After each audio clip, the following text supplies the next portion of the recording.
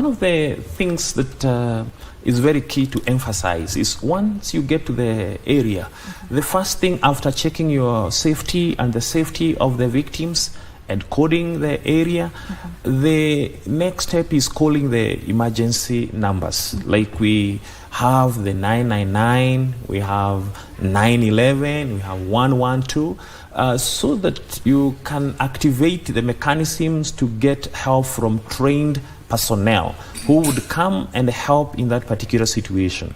The next thing that one can do after ensuring they are not in danger, because sometimes it could be fire, it could be fuel that is leaking, and you don't want to get into that particular scenario. You code off the area, and once you've activated safety for yourself, safety for the victim, and you have called for help, the other thing is to check on the people who are involved in the accident.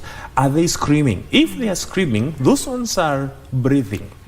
Those ones are already having their airway patterned. So what you just need to do as the one taking lead in that particular time before the emergency response team comes is to ensure there is somebody talking to them, to engage them, so that they keep talking, and by talking their airway is open. The ones that are silent are the ones who are particularly could be having more injuries, like head injury, a spinal cord injury, or the bleeding.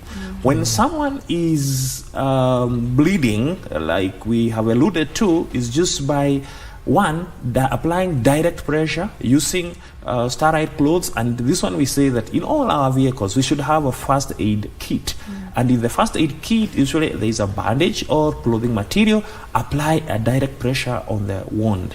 The other thing is to elevate the limb above the level of the heart. That one slows blood circulation to that particular area and reduces bleeding.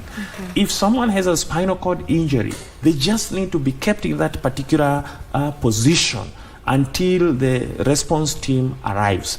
If someone has a broken limb, like a fracture of the thigh bone or fracture of the shin bone, just keeping the limb straight in that particular position where the victim is, keeping the limb straight and splinting maybe with the pieces of wound or pieces of timber and wrapping around, that would help in preventing the fracture or the bones injuring the tissues around.